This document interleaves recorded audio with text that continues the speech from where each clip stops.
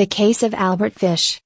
The case of Albert Fish, one of the most notorious and depraved serial killers in American history, is a chilling tale of murder, cannibalism, and sadomasochism. Fish's horrific crimes in the early 20th century shocked the nation and left a lasting impact on the field of criminal psychology. Background: Hamilton Howard Albert Fish was born on May 19, 1870, in Washington, D.C. Fish had a troubled upbringing. His father died when he was young, and he was sent to an orphanage where he was subjected to physical abuse. This environment likely contributed to his later sadomasochistic tendencies. Fish's life was marked by a series of bizarre and disturbing behaviors, including self-mutilation and extreme sexual fetishes. Early crimes. Fish began his criminal career with petty crimes and escalated to more serious offenses over time. He claimed to have sexually abused over 400 children throughout his life. Fish's crimes were not confined to sexual abuse, they included abduction, torture, and murder. His extreme acts of violence and perversion earned him the nickname the Brooklyn Vampire and the Gray Man. The murder of Grace Budd. One of Fish's most infamous crimes was the abduction and murder of 10-year-old Grace Budd in 1928. Fish initially approached the Budd family under the guise of Frank Howard, a farmer looking to hire Grace's older brother. He gained the family's trust and offered to take Grace to a supposed birthday party for his niece. Grace never returned home. Fish took Grace to an abandoned house in Westchester County, New York, where he tortured and killed her. He later admitted to cannibalizing parts of her body. The Budd family was left in agony, not knowing what had happened to their daughter. Arrest and investigation.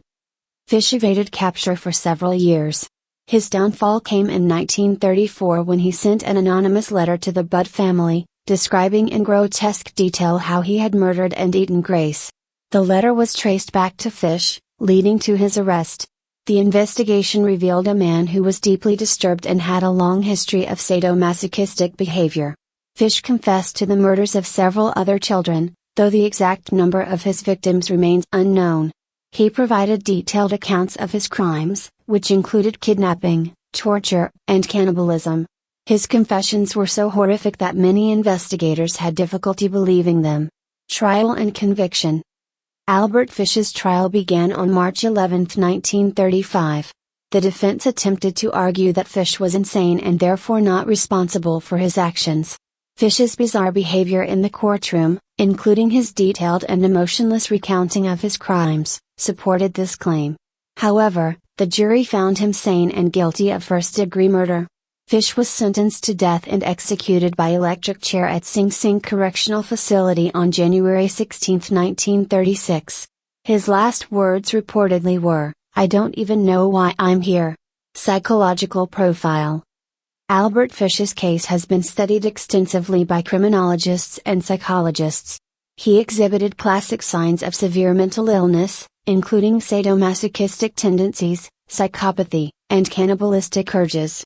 His case provided early insights into the minds of serial killers and the extreme manifestations of mental disorders. Impact and legacy.